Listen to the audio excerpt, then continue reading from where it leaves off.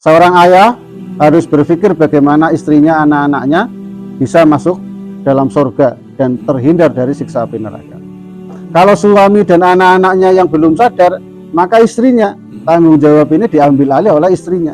Bagaimana istri itu bisa menjadikan keluarganya itu menjadi terhindar dari neraka dan masuk dalam surganya Allah Subhanahu wa taala.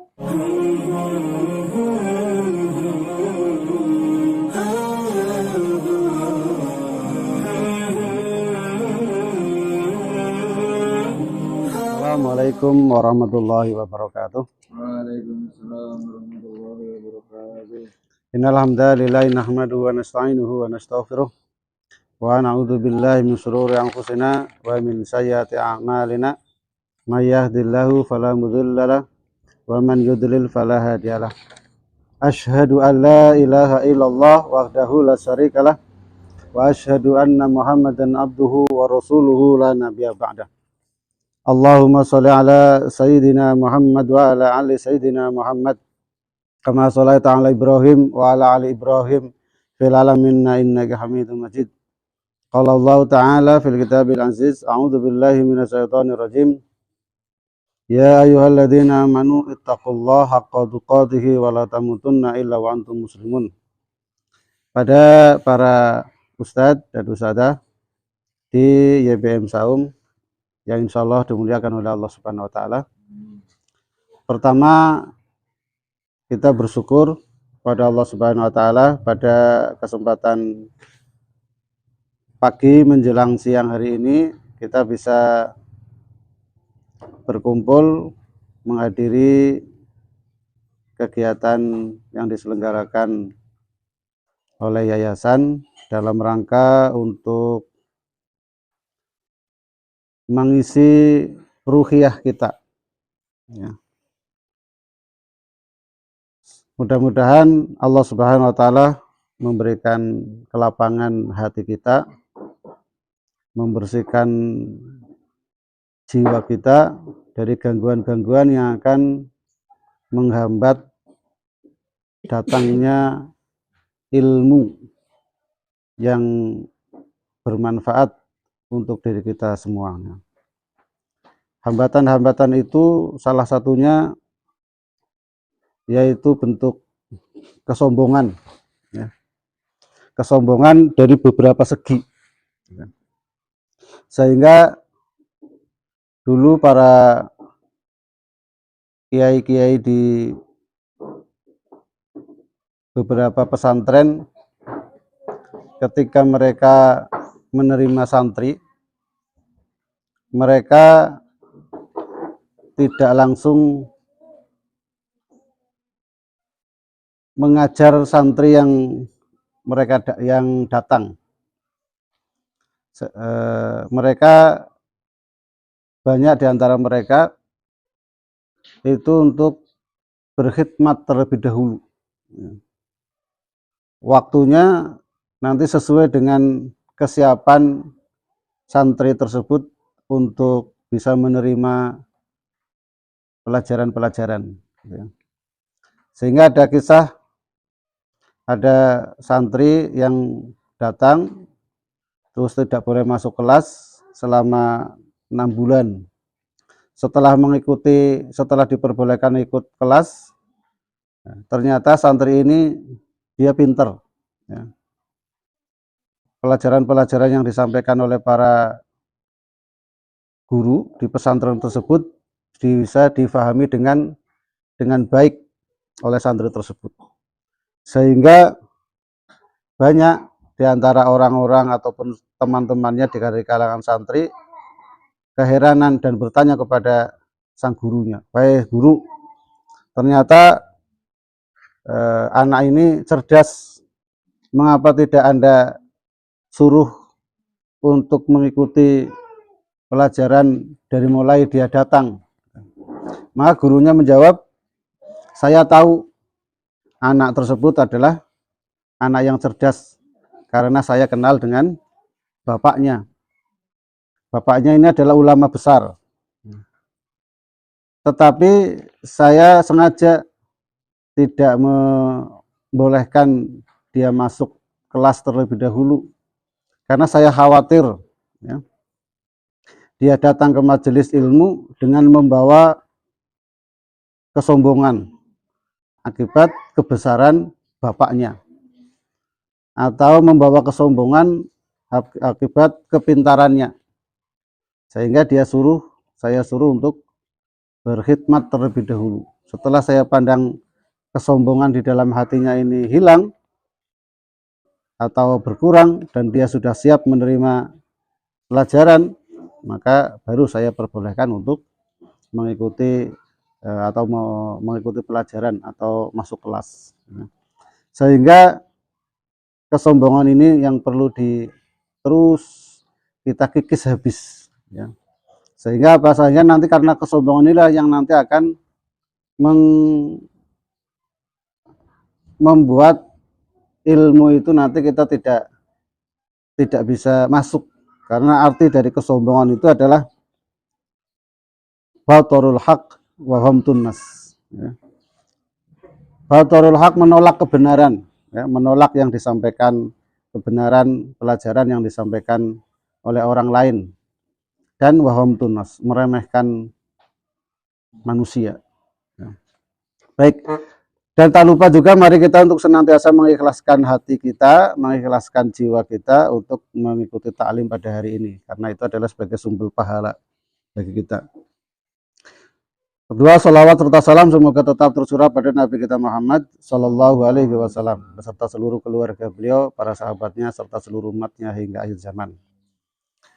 Baik, pada pertemuan terakhir 2 pekan atau 3 pekan yang lalu kita membahas tentang pendidikan dasar yang dilakukan oleh para ulama ya, yang nanti hasil dari para ustadz dan ustadzah barangkali ada yang kurang memahami, nanti bisa melihat ya, dokumentasi yang dibuat oleh Mas Nono ya. Terus selanjutnya kita hari ini akan memahami bagaimana sih generasi yang diidolakan atau yang didamba-dambakan oleh umat pada masa ini, atau oleh yang dibutuhkan oleh umat pada masa-masa yang akan datang ya. Untuk memahami ini gitu ya, kita terlebih dahulu supaya kita tertata pola pikirnya gitu ya, tertata pemahamannya, maka kita akan awali dari 3 ayat ya. Ya, berarti kajian kita seperti tadabbur lah ya, tadabbur Quran. Ayat yang pertama adalah a'udzubillahi minasyaitonirrajim, dan insyaallah kita sudah hafal semua ya. Walladzina yaquluna rabbana hab lana min azwajina wa dzurriyyatina qurrata a'yun waj'alna lil muttaqina imama ya.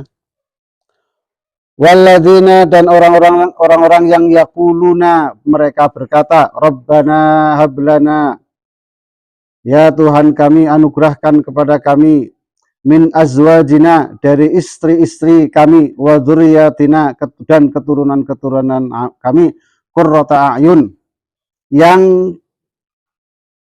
sebagai penyejuk hati gitu ya. Jadi istri-istri dan anak-anak kita ini sebagai penyejuk hati.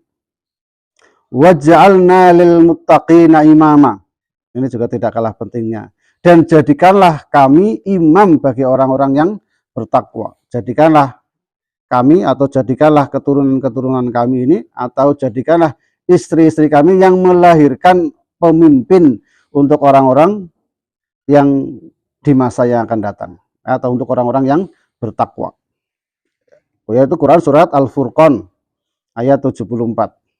Ayat yang kedua adalah walladzina amanu qu ya ayyuhalladzina amanu qu anfusakum wa ahlikum nara wa quduhan nasu wal hijarah 'alaiha malaikah hiladzin sidatun la ya'isunallaha ma amarahum wa yaf'aluna ma yu'marun. Yang artinya, wahai orang-orang yang beriman, peliharalah dirimu dan keluargamu dari api neraka yang bahan bakarnya adalah manusia dan batu. Penjaganya adalah malaikat-malaikat yang kasar, keras, dan tidak mendurhakai Allah, ya, terhadap apa yang diperintahkan kepadanya dan mengerjakan apa yang diperintahkan. Ini sifat malaikat, ya. Pertama, ayat yang kedua kita disuruh untuk menjaga diri kita dan keluarga kita dari siksa api neraka yang bahan bakarnya adalah dari manusia dan batu, ya. Manusia yang akan menjadi bahan bakar tentunya adalah manusia, orang-orang kafir, orang-orang yang menolak Islam, dan orang-orang yang munafik. Ini yang nanti akan menjadi bahan bakar neraka, dan juga batu, ya. Kita bayangkan kalau ada kita bikin api unggun itu, bahan bakarnya itu adalah kayu. Itu saja sudah panasnya luar biasa. Apalagi bahan bakarnya ini adalah batu. Kalau bahan bakarnya batu, otomatis akan lebih panas. Ayat yang ketiga adalah surat At-Tur, ayat yang ke-21. Walladzina amanu wa taba'athum dzurriyyatuhum biimanin alhaqna bihim dzurriyyatahum wa ma alainahum min amalihim min syai'in kullum ri'im bima kasabarohin, ya. Dan orang-orang yang beriman dan anak cucu mereka mengikuti mereka dalam keimanan, kami hubungkan anak cucu mereka dengan mereka, dan kami tiada mengurangi sedikit pun dari pahala amal mereka. Tiap-tiap manusia terikat dengan apa yang dikerjakan. Ini adalah keluarga yang ideal, ya. Keluarga yang ideal itu nanti tidak hanya bertemu di dunia, juga akan bertemu nanti di akhirat. Karena apa? Karena mereka bersatu dalam keimanan, ya. Orang-orangnya, bapak ibunya, orang tuanya beriman, diikuti oleh anak cucunya juga beriman, sehingga anak cucunya ini mengikuti orang tua mereka karena keimanannya, sehingga mereka nanti akan dibersatukan lagi di dunia dan juga akan dipertemukan lagi nanti di akhirat, tentunya di dalam surganya Allah Subhanahu wa taala. Dan ketiga ayat ini, ya, ini harus menjadi apa? Menjadi kehidupan kita sehari-hari itu terpacu ke sini, gitu ya, tertuju ke sini, ya.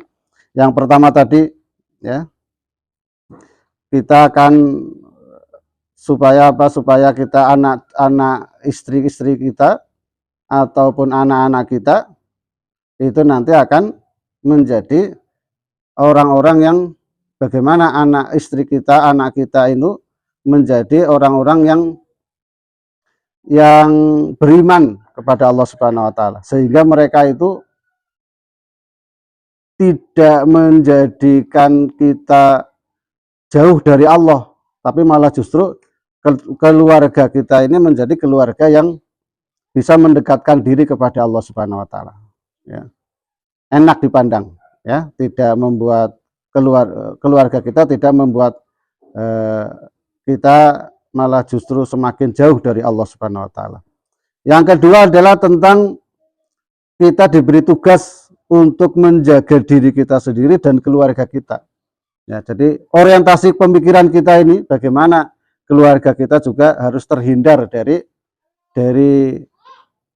siksa api neraka.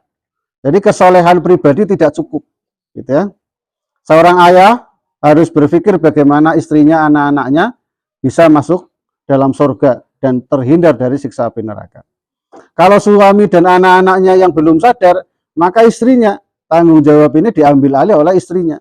Bagaimana istri itu bisa menjadikan keluarganya itu menjadi terhindar dari neraka dan masuk dalam surganya Allah Subhanahu wa taala, ya.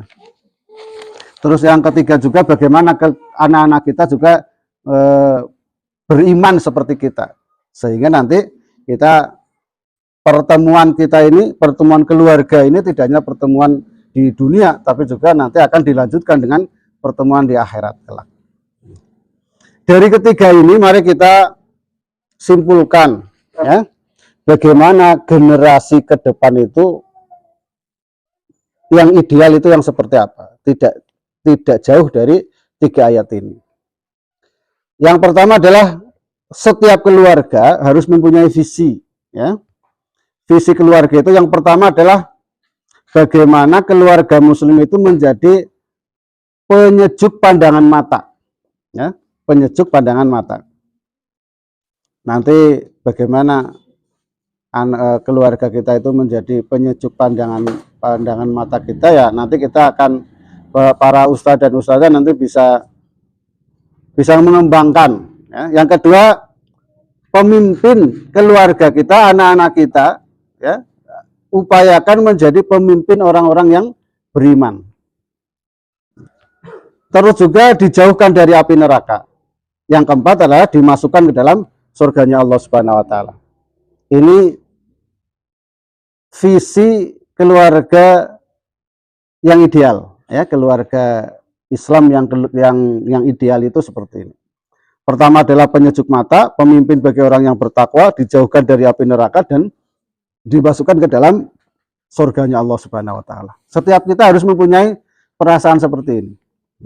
Dan kita mendidik anak-anak kita, murid-murid kita juga supaya kelak mereka itu juga menjadi, kalau mereka kembali kepada keluarganya, minimal mereka membawa perubahan bagi keluarganya.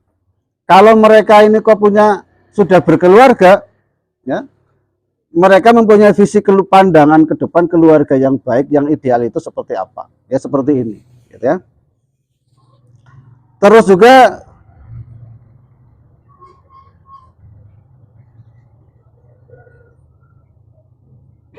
generasi keluarga yang diharapkan menjadi pemimpin orang-orang yang bertakwa ini menunjukkan bahwa Al-Quran tidak ingin generasi dan keluarga kita asal menjadi pemimpin, bukan pemimpin rusak yang sering disebut terbaik dari yang terburuk, bukan pula pemimpin baik di sarang penyamun sehingga mandul dan tidak mampu berbuat apa-apa gitu ya. Nah, ini penjelasan lebih lanjut gitu ya. Ayat ini juga mengandung hal yang sangat ideal. Pemimpin bagi orang yang bertakwa, sebuah masyarakat yang bertakwa adalah masyarakat yang sangat mulia di dunia dan di akhirat. Ya. Di tengah kemuliaan mereka itulah hadir sang pemimpin. Berarti pemimpin ini adalah pilihan bagi masyarakat pilihan. Dan itulah keluarga dan generasi yang kita dambakan di masa yang akan datang.